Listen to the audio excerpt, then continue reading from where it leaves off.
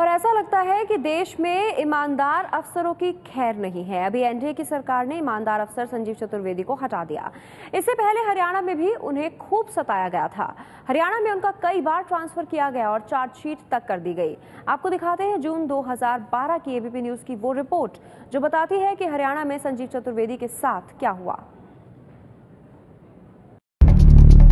लखनऊ के रहने वाले संजीव चतुर्वेदी को साल 2002 के बैच में इंडियन फॉरेस्ट सर्विसेज के लिए चुना गया था। संजीव को हरियाणा कैडर मिला।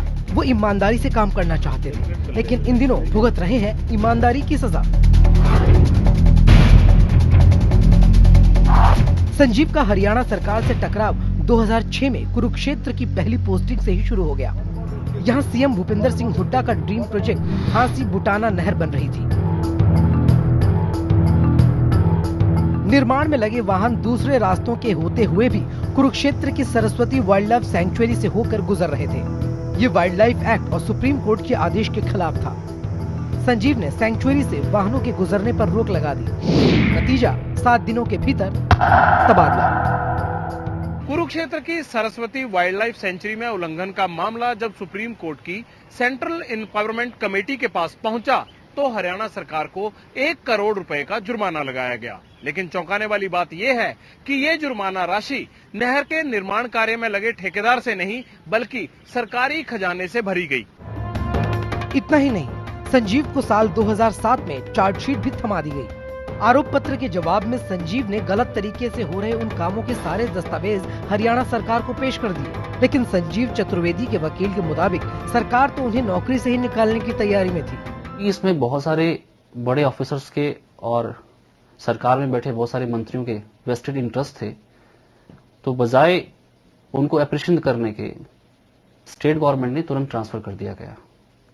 और ट्रांसफर ही नहीं किया, इसके लिए उनको चार्जशीट भी किया गया। बाद में ये मैटर सुप्रीम कोर्ट की सेंट्रल एम्पावर कमेटी के सामने उठाया गया था, जिसमें हरियाणा गवर्नमेंट को 1 करोड़ की पेनल्टी भरनी पड़ी। फतेहाबाद में दूसरी पोस्टिंग के दौरान संजीव को पता चला कि सरकारी पैसे से हुड्डा सरकार के एक मंत्री की जमीन पर हर्बल पार्क बनाया जा रहा है, जबकि कानूनन ये काम सिर्फ सरकारी जमीन पर होना चाहिए था। संजीव ने नियम के मुताबिक काम रुकवा दिया। हरियाणा के वन मंत्री ने संजीव से सफाई तक नहीं मांगी और इस बार कर दिया सस्पेंड। फॉरेस्ट डिपार्टमेंट की एक क्लियर कट गाइडलाइंस थी कि जब तक किसी जमीन की ऑनरशिप डिपार्टमेंट के नाम ट्रांसफर नहीं हो जाएगी, तब तक उस पर कोई भी हर्बल पार्क नहीं बनाया जाएगा और कोई भी पैसा खर्च नहीं किया जाएगा। इसके बावजूद भी उन गाइडलाइन की वायलेशंस में करोड़ों रुपया एक प्राइवेट लैंड पे लगाया जा रहा था। संजीव चतुर्वेदी ने उसको काम को रुकवा दिया। चूंकि उसमें बहुत सारे एक बड़े पॉलिटिकल लीडर्स का इंटरेस्ट था, वेस्टेड इंटरेस्ट था, इस वजह से उनको अपनी ड्यूटी परफॉर्म करने के लिए सस्पेंड किया गया। करीब 1 साल तक सस्पेंड रहने के बाद संजीव ने राष्ट्रपति प्रतिभा पाटिल से गुहार लगाई। राष्ट्रपति कार्यालय ने संजीव चतुर्वेदी की चार्जशीट खारिज करने और केंद्र सरकार को आरोपों की जांच का निर्देश दे दिया। सेंट्रल गवर्नमेंट ने पाया कि ये दोनों काम जो संजीव चतुर्वेदी की हैं, वो उनकी ड्यूटी थी और इसमें कोई वायलेशन नहीं है, और उन्होंने इस ऑर्डर्स को, सस्पेंशन ऑर्डर को रिवोक किया गया। सस्पेंशन ऑर्डर रिवोक होने के बावजूद भी स्टेट गवर्नमेंट ने पूरा 1 साल इनको विदाउट पोस्टिंग रखा। केंद्र के दखल के बाद संजीव चतुर्वेदी को मेवात में लाइन पोस्टिंग दे दी गई। यानी यहाँ उनकी हैसियत एक रेंजर से ज्यादा की नहीं थी। उन्हें कैट यानी सेंट्रल एडमिनिस्ट्रेटिव ट्रिब्यूनल का दरवाजा खटखटाना पड़ा। कैट के निर्देश पर उन्हें झज्जर में डीएफओ बहाल किया गया। 2009 में पोस्टिंग होते ही संजीव की निगाह में आ गया 5 करोड़ रुपए से ज्यादा रकम का एक और घोटाला। झज्जर में साल 2006 से साल 2009 के बीच पौधे लगाने के नाम पर करोड़ों खर्च किए गए थे, लेकिन ज्यादातर काम सिर्फ कागजों पर हुआ था।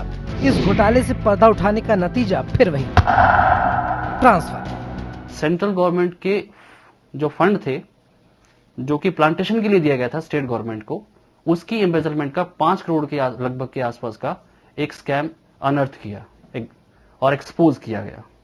जब वो इंक्वायरी फाइनल स्टेज पे थी, तभी स्टेट गवर्नमेंट ने बिना किसी एडमिनिस्ट्रेटिव रीजन के उनको वहां से ट्रांसफर कर दिया। उनकी नेक्स्ट ट्रांसफर थी हिसार में। हिसार में भी वही सिलसिला चल रहा था कि वहां पे भी सेंट्रल गवर्नमेंट के जो फंड्स थे जो कि प्लांटेशन के लिए थे, पेड़ लगाने के लिए दिए गए थे, उसकी जगह वो पैसे खाए जा रहे थे। कहने को घोटाले को उजागर करने वाले अफसर को शाबाशी मिलनी चाहिए थी, लेकिन संजीव चतुर्वेदी को मिली लताड़, तबादले, सस्पेंशन और चार्जशीट। यही वजह थी कि संजीव चतुर्वेदी वो नहीं कर रहे थे जो उनके सीनियर अफसर, मंत्री और सरकार चाहती थी। संजीव चतुर्वेदी वैसा कर रहे थे जैसा कायदे से होना चाहिए। उस समय के केंद्रीय वन मंत्री जयराम रमेश ने राष्ट्रपति के निर्देश पर संजीव पर लगे आरोपों की जांच 2 अधिकारियों की कैबिनेट कमेटी से करवाई और फैसला संजीव के हक में आया था। आईएफएस अधिकारी संजीव ने जिन मामलों का खुलासा किया था उनमें हुड्डा की कैबिनेट के कम से कम 2 मंत्री, उनके कार्यालय के एक ओएसडी समेत कई अफसर फंस सकते थे। केंद्र ने इस मामले को सीवीसी को भी भेजा। सीवीसी ने सीबीआई की राय ली तो सीबीआई ने भी माना कि ये गंभीर मामला है। इस मैटर को सीवीसी के पास भेज रहे हैं कि ताकि मॉडलिटी ऑफ इन्वेस्टिगेशन पता किया जा सके। सीवीसी ने इस मैटर को सीबीआई को भेजा। सीबीआई ने लिख के दिया है, अब ये बात सामने आ गई है। सीबीआई ने कहा है कि इसके अंदर इंडिपेंडेंट प्रॉब की रिक्वायरमेंट्स है, क्योंकि मैटर क्रिमिनल एंगल इनमें इन्वॉल्व है, इसमें एम्बेजलमेंट है, बहुत सारे ऑफिसर एम्बेजलमेंट में इन्वॉल्व हैं, और ये मैटर वापस सीवीसी को भेजा। जहां तक हरियाणा सरकार का सवाल है, कोई भी दोषी पाया जाता है उसको बख्शा नहीं जाता। Action is being taken.